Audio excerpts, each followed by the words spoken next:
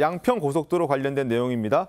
특혜 의혹을 둘러싼 진실 공방이 지금 가열되고 있는데 양평 고속도로의 종점 변경 논의, 작년 5월 문재인 정부가 선정한 민간 설계 업체가 대안으로 제시하면서 본격적으로 논의가 시작된 겁니다. 자, 어제 브리핑이 있었습니다. 목소리부터 들어보겠습니다. 예비 타당성 노선을 봤을 때 생태 자연도 우수한 지역들을 관통으로 하고 있는 노선이었습니다. 그래서 이 노선대로 갔을 경우에 환경에 미치는 영향이 클 거라고 판단을 했고요. 그런 의견은 없었고요. 그런 의견을 받을 필요도 없고요. 우리는 이제 기술적으로 검토를 한 겁니다. 정치적 영향력 전혀 받지 않았다. 기술적으로만 전문가답게 검토한 것이다라고 얘기하면서 여러 가지 의혹들, 민주당이 제기하고 있는 그런 주장들에 대해서 일일이 반박했습니다. 자, 신문 보면서 더 구체적으로 말씀드리겠습니다. 종점 옮겨 특혜 아니다. 분기점은 소음 분진 탓에 땅값에 긍정적인 영향을 미치는 것이 아니라 악영향을 미친다라고 얘기합니다. 자, 첫 번째, 야당이 원한 노선이 더 낫다라고 얘기를 하고 있는데 그렇지 않다라고 얘기하죠. 터널 사이 높이 40m 교량 세워야 하고 분기점을 만들어야 해 부적절했다라고 전문가 평가했습니다. 그리고 김건희 여사에게 특혜를 주려는 노선 변경 아니냐라는 야당의 주장에 대해서도 분기점은 나들목과 다르다. 땅값이 떨어지는 게 일반적이다. 특혜는 전혀 아니다라고 본인 생각을 얘기했습니다. 그리고 국토부 개입 없었느냐? 어떻게 2개월 만에 대안 마련이 가능하냐? 원희룡 장관이 압박 넣은 거 아니야? 라는 부분에 있어서도 전혀 아니다. 현장 조사 후에 방향을 제시한 것일 뿐 정치적 영향력 압박은 없었다라고 얘기합니다. 또 하나, 예타 통과 노선 바꿀 수 있느냐? 충분히 바꿀 수 있다. 100% 가까이 바뀐 적도 있다. 그리고 이렇게 얘기를 했습니다. 노들 교수님, 이렇게 전문가의 목소리를 빌려서 설명을 쭉 했음에도 불구하고 이 논란은 계속 가고 있거든요. 어제 이 브리핑의 효과가 좀 있을까요? 저는 있어야 한다고 생각합니다. 어제 브리핑을 보면서 저도 이 문제는 더 이상 왈가왈부할 대상이 아니지 않는가? 왈가왈부 해서는 안 되는 거 아닌가? 그런 생각이 들었습니다. 이분은 무슨 숨어서 익명을 한 것도 아니고 본인의 얼굴, 이름, 그리고 회사까지 다 드러내면서 했잖아요. 네. 그리고 모르겠습니다. 보면은 엔지니어가 저렇게 전문적인 얘기를 하면 그걸 잘 모르는 사람들은 저 문제를 조금 그래도 귀를 기울여야 되는 거 아닌가. 요즘은 전문가 의견을 무시하는 게 좀 힘이 드는 것 같은 그런 생각이 드는데 그건 말이 안 된다고 생각합니다. 네. 그리고 제가 요거 좀 공부하면서 새롭게 들은 얘기인데요. 네. 예타 해킹이라는 얘기가 있더라고요. 예타 해킹이요? 예, 그거 한번 찾아보시면 나오는데 예타 해킹이 뭐냐면 그러니까 예비 타당성 조사를 할 때는 가장 비용이 적게 들고 가장 편익이 부풀려지는 그런 쪽을 만들어 놓고 예비 타당성 통과를 하고 네. 그다음에 진짜 타당성, 본 타당성 조사할 때는 실제 자기들이 원하는 방향으로 그거를 다 한다는 거예요. 그러니까 아까 저분 얘기하실 때도 예타 통과 노선이 100% 가까이, 그러니까 처음 계획했던 것과는 전혀 다른 쪽으로 가는 경우도 있는데 네.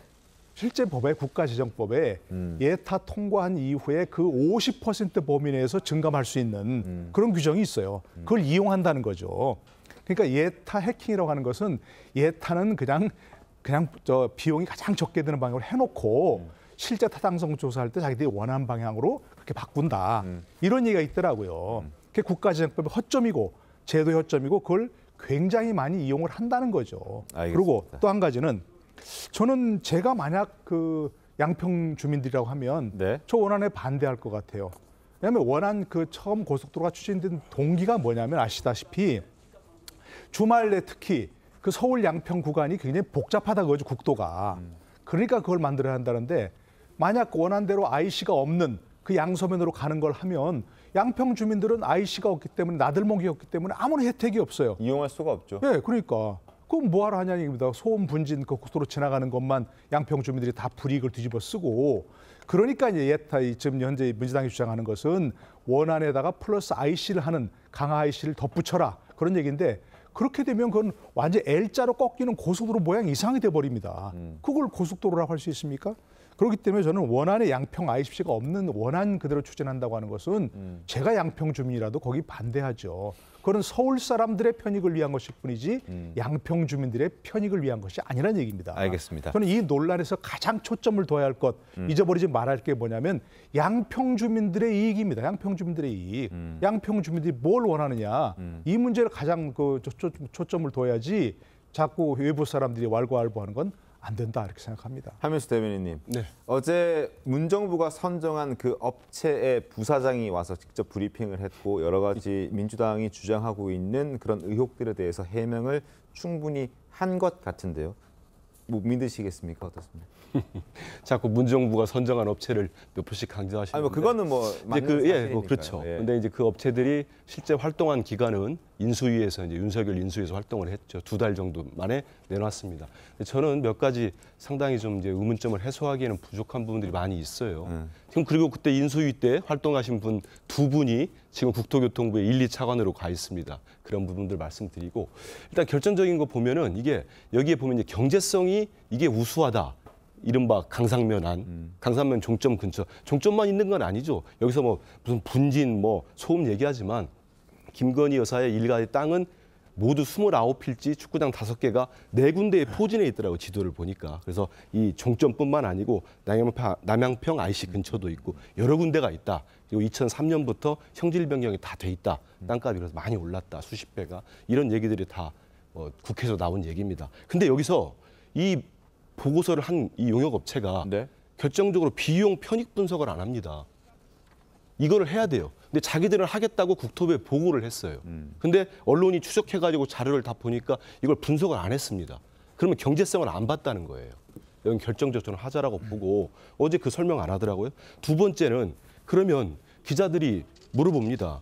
어떻게 이렇게 빨리 할 수 있느냐 예타를. KDI 우리나라 최고 기관의 KDI가 2년을 거쳐서 예타를 했는데 이분들은 한 2달 거쳐가지고 그 보고서를 국토부에 원희룡 장관 쪽에 보고를 합니다. 이건 예타를 한 게 아니라 어떤 평가를 한. 아니, 2년에 걸쳐가지고 네. 자세히 따져가지고 경제성, 주민 편익, 그다음에 타당성을 조사를 한 거예요. 근데 이 노선을 바꾸려고 하는데 제 상식으로 봐도 2달 만에 이게 가능하겠습니까? 그리고 이 민간 업체는 5월 19일 날 이 국토부에 보고할 때 이 강상면 안을 일안으로 보고한 게 아닙니다.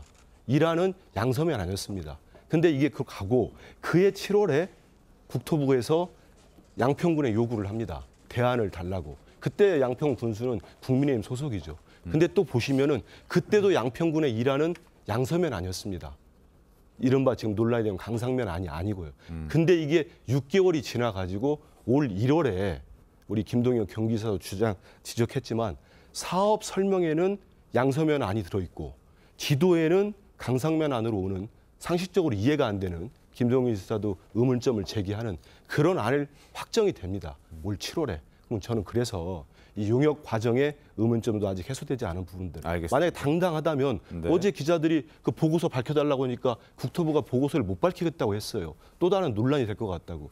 만약에 이렇게 당당하면은 왜 무슨 논란이 되겠습니까? 그래서 다 밝히고 그리고 또 지난 7월과 올 1월 6개월 사이에 갑자기 입장이 바뀐 거 이런 것들의 해명이 분명히 이루어져야 된다고 봅니다. 네.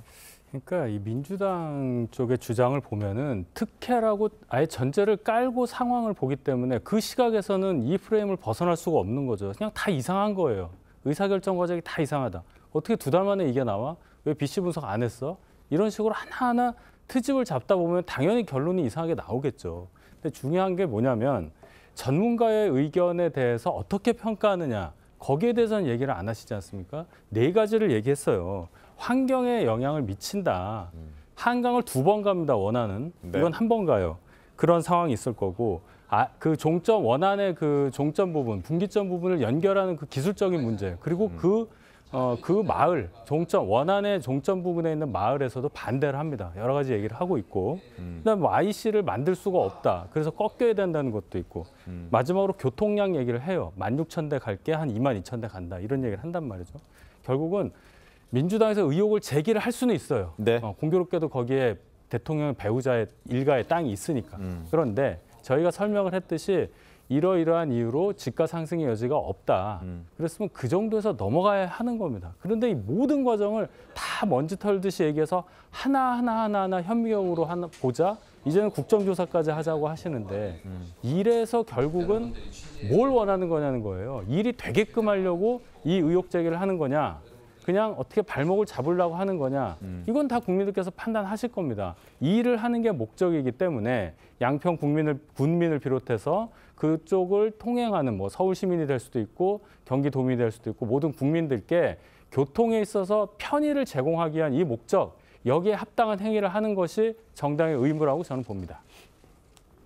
예, 근데 물론 말씀 뭐 잘 들었습니다. 근데 지난 7월만 해도 양평군이 아까 말씀드린 대로 국민의힘 소속의 군수입니다. 그 군수분이 국토부가 요구를 하니까 양서면 안을 가장 좋은 안으로 내면서 이런 주장을 했어요. 상암시 강일동부터 양평군 양서면 시종점을 유지하겠다. 그러면서 경제성, 타당성, 지역 주민의 편익성을 최고로 확보할 수 있는 안이 양서면 안이라고 했습니다. 이게 2008년부터 그 지역 주민들 모두가 지금 15년이 넘었죠. 지금까지 어느 누구도 강상면 안으로 바뀐다고 안 사람이 없어요. 전직 군수도 얘기하지 않습니까? 5월 8일 날 환경영향 평가한다고 노선이 공개되면서 강상면 안이 처음 공개되면서 알았다는 거예요. 그러면 이런 과정들이 되려면 정말 투명하게 되려면 주민 공청회랄지, 왜냐하면 한 7년 동안은 모든 주민들이나 뭐 하남시 시민도 그렇겠죠. 다들 양서면으로 알았으니까 바뀔 때는 절차가 투명하고 정말 왜 이렇게 바뀌었는지 바뀌어놓고 보니까 거기서 김건희 여사 땅이 무지하게 나왔지 않습니까? 수만 평이. 그러니까 의심을 살 수밖에 없습니다. 알겠습니다. 자, 논란은 계속 이렇게 철도길처럼 이렇게 갈 것 같은 느낌이 드는데, 자, 일단 영상을 하나 좀 보여드리죠. 원희룡 국토부 장관을 향해서 지금 야권 성향 지지자가 반발하고 나섰습니다. 면담 요구하면서 시위했다고 하는데 일단 그 영상부터 한번 보시죠.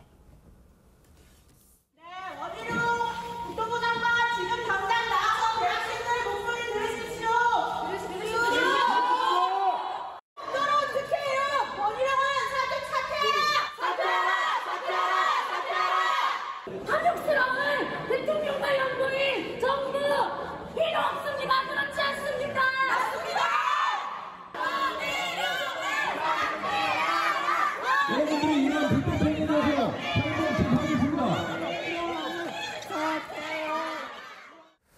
자, 저렇게 시위를 했고, 그리고 민주당도 원희룡 국토부 장관을 공수처에 고발했습니다. 민주당 목소리 들어보겠습니다. 자, 지금 공수처에 원희룡 국토부 장관을 직권남용 혐의로 고발했다고 하는데 목소리 한번 들어볼까요? 원희룡 국토부 장관이 백지화라는 그 정말 하늘이 무너지는 것 같은 고속도로를 완전히 없애버리겠다고 하는 그것에 부당하다고 항의하기 위해서 오늘 왔고, 고속도로를 갑자기 정당한 절차 없이 바꾼 것은 이것은 분명히 직권남용이라고 생각을 합니다. 백지화한 것 좀 충격적이긴 했습니다. 정미경 의원님, 직권남용 혐의 가능합니까? 아니, 직권남용이 절대 될 수가 없고요. 사실은 지금 처벌받아야 돼요, 민주당 의원들. 왜냐하면 이게 허위사실에 의한 명예훼손이 있잖아요. 네. 사실은 이쪽에서 지금 하고 공격을 해야 될 판인데 도리어 지금 자기들이 무슨 직권남용 이렇게 뭐 고소 고발한다고 하지만 법률적으로 너무 답이 뻔히 나온 거라서 저는 결국 정치 공세, 지금 선동하는 거에 일부에 해당한다. 또 이용하는 거죠, 법률적인 거를, 고소 고발을. 그래서 제가 늘 지금 언론에 말씀을 드리지만 네. 세월호 7시간을 잊을 수가 없습니다. 솔직히 말씀드리면 그 당시에 너무나 비상식적인 거였는데 계속 민주당 쪽에서, 그다음 민주당을 지지하는 단체들이 세월호 7시간을 노래를 했어요. 네. 하다 보니까 나중에는 국민들께서 마치 그게 뭐가 있는 것처럼 느껴질 정도였거든요. 근데 지금도 세월호 7시간 민주당 의원들 사과 안 해요. 그렇다면 이 김건희 여사 건도 잘 보세요. 똑같습니다. 계속 김건희 여사 땅 문제를 가지고 특혜 의혹을 계속 노래 불렀을 거예요. 저는 그래서 원희룡 장관이 어쩔 수 없이 네. 이걸 딱 멈추지 않고는 여기서 벗어날 수가 없다라고 과거의 경험에서 나온 거라고 저는 보거든요. 그러면 지금이라도 민주당이 조금 그 반성하는 듯한 아니면 양평 고속도로의 진짜 양평 군민을 위해서 뭔가 한 발 빼는 듯한 모습이라도 보여줘야 되는데 민주당 그렇지 않습니다. 계속되지 않습니까? 지금 고소고발하지요. 계속 뭐 국정조사 한다 그러죠. 왜? 이제는 또 이제 선동의 그 교과서에 나오는 그들의 교과서에 나오는 그 절차대로 저는 가고 있다고 보고요. 이번만큼은 민주당이 원하는 대로 되지 않을 거라고 봅니다.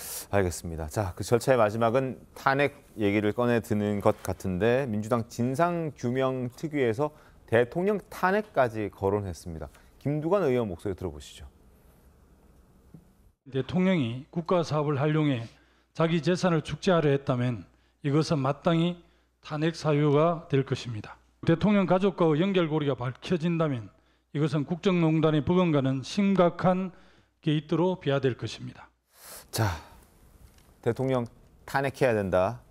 자기 재산을 축제하려 했다면 이건 문제가 있다. 윤석 대변인 어떻게 보셨습니까? 글쎄요, 그렇게 생각하시는 국민들이 얼마나 될까요? 지금 뭐 총선 앞두고 있어서 공천 때문에 그런지 정치인들의 언사가 너무 셉니다. 이 가정을 놓고 그 가정도 본인의 머릿속에만 있는 가정이에요. 그걸 전제로 해서 탄핵이라는 단어를 저렇게 쉽게 말을 할 수 있느냐. 그것도 공개된 자리에서 방송을 통해서 다 전 국민에게 전파가 되는데 저런 단어를 아무런 그 거리낌 없이 쓴다는 것 자체가 우리 정치의 수준이 상당히 낮아졌다. 국민들께서 어떻게 보실지 거기에 대해서 정치인들 다 이거 생각해야 됩니다. 저를 포함해서. 네. 여기까지 하겠습니다. 알겠습니다.